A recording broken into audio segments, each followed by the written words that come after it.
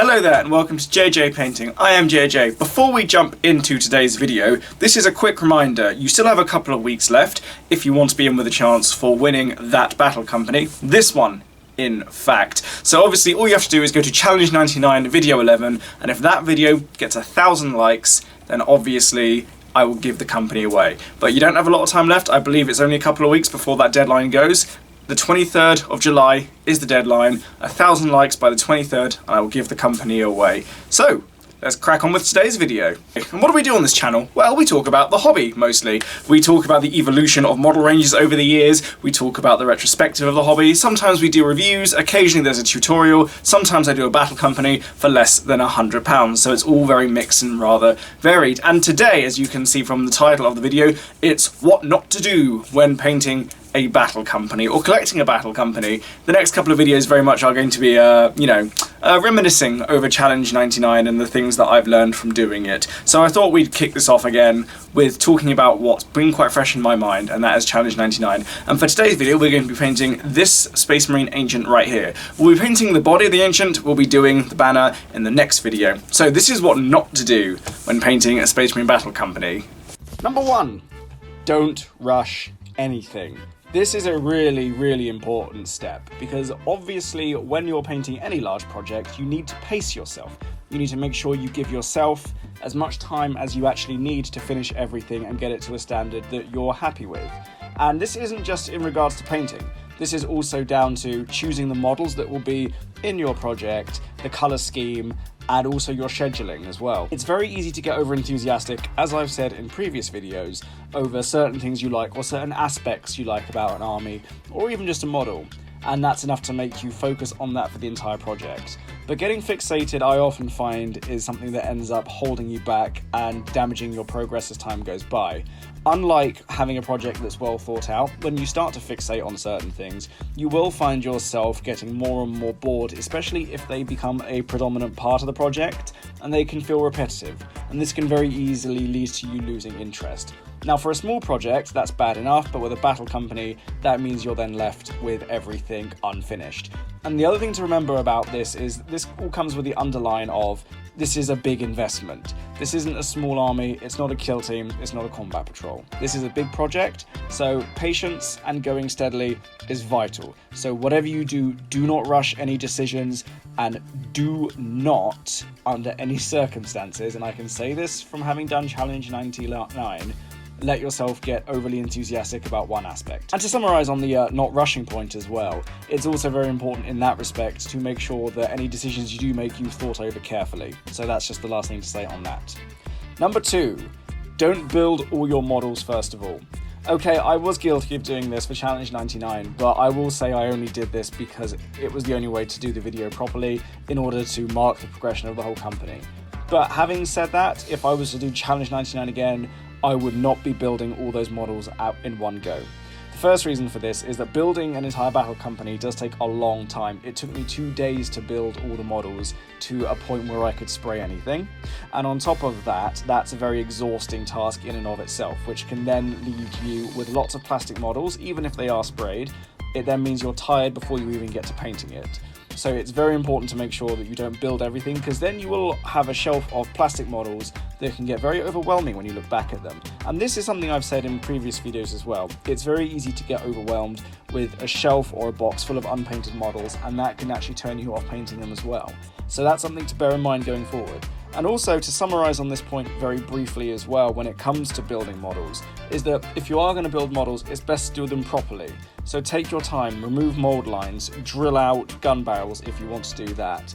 Build them with as much care and attention as you do anything else, because not everyone cares massively about mould lines, but they will still be there when the model is finished, even after it's painted, and you could remove those easily enough. So this is the other reason I say don't rush into building all your models, because the more models you build in one go, the sloppier you'll get, the more your technique will start to founder, and the easier it is to lose track as to what you've done. So don't build all your models in one go, because there's no way you'll be able to maintain consistency across all of them. Number 3, don't get distracted. Now this is very much an easier said than done sort of arrangement, but there's two types of distraction I think come into this. The first one is new releases or new models that catch your attention. We've all done it, where we've started a project of any scale and we see something else we like a little bit more or are a little bit more impressed by, so we decide to drop everything and go with that one instead. It's fine, I've done it, I'm sure you've done it. But again, with a project of this size, it's very important to make sure that you keep working on that one until it's finished. Because again, with this many models, all you'll be doing is adding to the unfinished pile if you get distracted and need to build other, or decide you want more models. So whatever you do, don't let yourself get distracted by other models. And the second thing in not getting distracted, so once you've started, don't try to change certain things on the fly, and definitely don't let this influence your decisions. This is what I say about planning. Because if you do allow yourself to get distracted in terms of little things or other side ventures on the side or things within the project you want to change, that will end up pulling your focus away from what you wanted to do and where you wanted to set out and also what you wanted to achieve. Now, the important thing to remember in this respect as well is that even though there are some things that may change, provided that you've got a solid core around which the project is based, everything else should fall into place quite easily. I give the example of the Howling Griffins again. Numbering your squads and allocating models to squads before you start painting them, knowing the equipment you want to give to your squads before you start building them, and having a good idea as to what you want it to look like before you start even buying the models is really important. For Challenge 99 that was harder because obviously I was getting everything on an extremely tight budget, so I didn't have as many options or as much variety as I would if I was buying it all new. But this is something to bear in mind, even if you are buying new, and if you are buying second hand, then it is something to bear in mind, especially if you're a little bit more relaxed with your budgeting, shall we say. So to summarize, in terms of not getting distracted, make sure you stay focused on the project until it's finished. Even if things within the project do change, don't let things that are changing within the project sidetrack you from what you wanted the project itself to be. Number 4, don't build around a gimmick. So a really good example of this is if we look at the Raven Guard. Raven Guard are known for having lots of jump pack and stealth orientated units, but obviously that may be a core part of their tactics, but that doesn't mean it has to apply to every unit. So this is the difference between having, as normal in a battle company, one assault squad and one bike squad, or two of the same, and trying to shoehorn in more models with jump packs across the company, or trying to use that idea of everything being very stealthy as something you want to incorporate into every single model. Now, conversions is something which you can do to your heart's content, provided that you've planned it. But when I say gimmicks, this is very much where you can finish the army without doing that and it will still look good and it will still be the way you want it to be. And the other thing to remember about having gimmicky conversions on models is that sometimes you do have to ask yourself, is this going to add to the model itself? If you want to do it on some characters and certain models within your army, that's absolutely fine. But doing it to every single model is going to take up time, and that's not just in terms of building, that's also in terms of painting the things you've converted.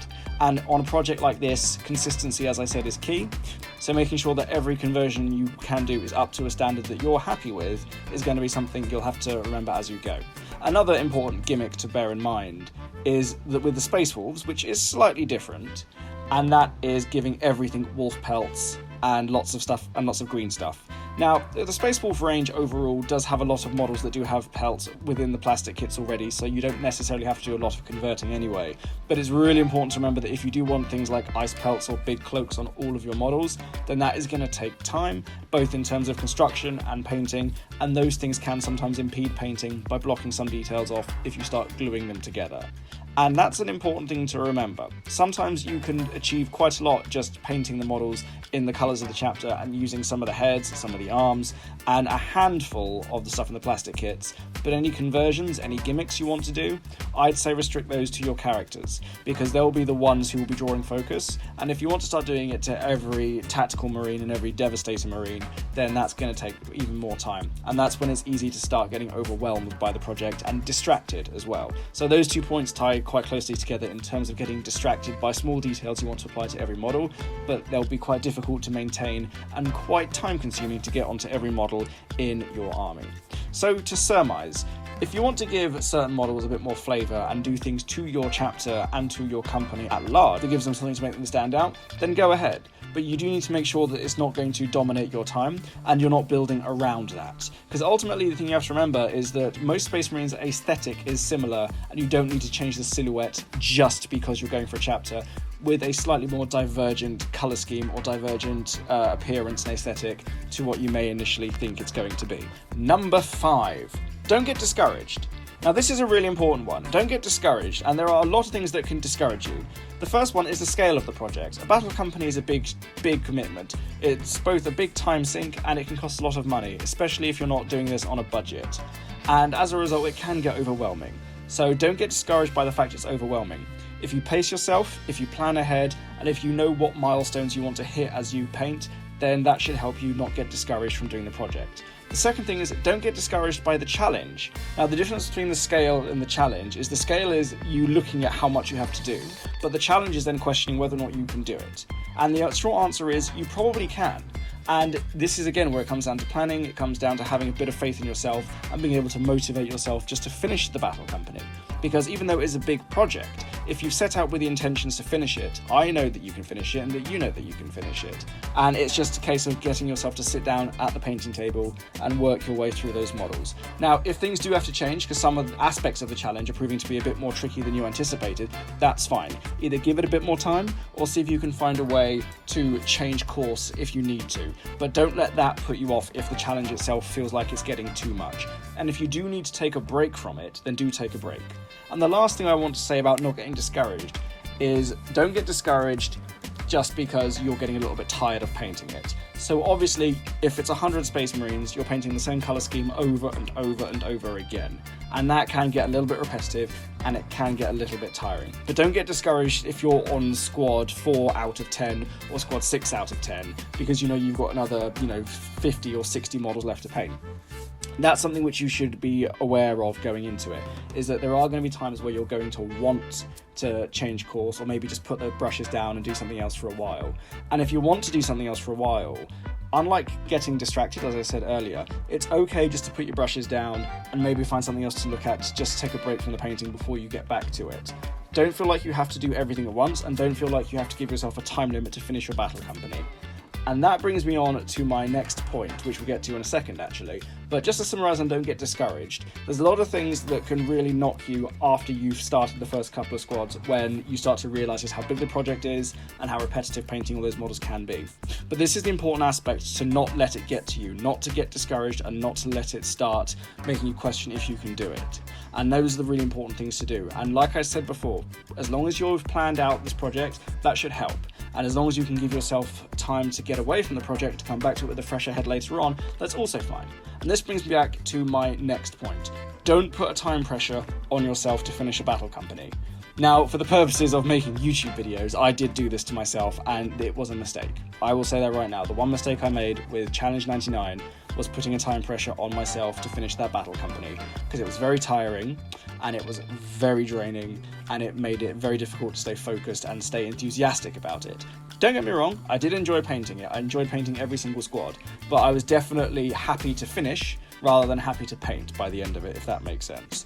So do not give yourself a time limit to paint this in. Even if you do have games coming up, if you've got big community games or big club games which are going to be of a large scale, or if you've got a tournament coming up that you want to use certain aspects of it, don't feel like you have to finish the whole company. If there are squads you want to use, then just prioritise those and get them ready for those games. But I'd say do not, under any circumstances, put a time pressure on yourself for a project this big. Smaller projects, fair enough. But for something this big, you need to go at your own pace in order to finish it. And the last thing I want to say over all of this is don't give up. Don't give up, don't give up, don't give up. Battle companies are enormous challenges, they're an enormous time sink, but they are also incredibly rewarding to do. When you look back at a finished battle company on the table, on your shelf, or anywhere else, it is an achievement that can be marked. You have to remember that my first battle company I painted way back in 2007. That was a big challenge, but I still managed to get it finished. And even though I have painted subsequent companies and I've painted a lot of models over the years, painting the same colour scheme 100 times over in one project is always a massive challenge, no matter how experienced you get at painting. So there's never a point where you get over the challenge of it. But the fact of the matter is, once you've done it the first time round, you can be proud of it. Even if there are certain things you want to go back and change, it's easier to go back and change than it is to restart a project you've moved away from or don't feel like you want to go back to. And that's why I'd say don't give up, because once you've finished it, you'll feel proud of yourself finishing it, and other things that you do in the future will be much easier. And the other thing to remember about a project that's the scale of a battle company is it's a very good way to benchmark where your painting skills are, not just in terms of how much detail you can do or your techniques, but also how long you can paint models before you start to get tired, how long before you start to lose focus, where is your threshold before you go from every model needs to look consistent to letting certain things slide. And battle companies are fantastic for that. So to summarize on all of these points, I think even though these are all don'ts, and that's the point of this video, these are things you shouldn't do, but these are also things that aren't inherently negative. What these are things that are very easy to start pulling you away from the project if you start doing them, and will make it harder to go back to it, harder to want to finish it, and much harder to want to carry on with it if you start to allow these to slip in. And one last bonus thing that you shouldn't do is don't let other people influence how much of this project you do or don't do. If some people start to get a little bit snippy about your choice of units or start to look down on the choice of chapter, ignore them. You liked those units, you liked those chapters, you chose to do these. Finish them for you, don't finish them for anyone else, because at the end of the day, this is going to be your battle company and it's going to look the way you want it to look. And I'm sure it's going to look fantastic when you sit down and do it. So those are all my thoughts on what you shouldn't do if you're going to start doing a battle company. But as always, let me know your thoughts below. Are there other things you feel that you shouldn't do when painting a battle company? If you've done a battle company, are there other things that you learned not to do along the way? Let me know your thoughts. I look forward to hearing from you. That is what you should not do, in my opinion, if you're going to be collecting a Space Marine Battle Company anytime soon. But let me know your thoughts below if you agree, if there's any more tips out there from your own experience that you want to contribute to this, and let me know what you think of the video. And as always, whilst you're down there, like, subscribe, hit the bell button, comment below, all that good YouTube shilly stuff. Thank you all very, very much for watching. Don't forget that I have my Patreon links down below, and my Instagram, my website, where you can check out all the wonderful things I provide. Thank you all very much for watching. Goodbye, and have a lovely day.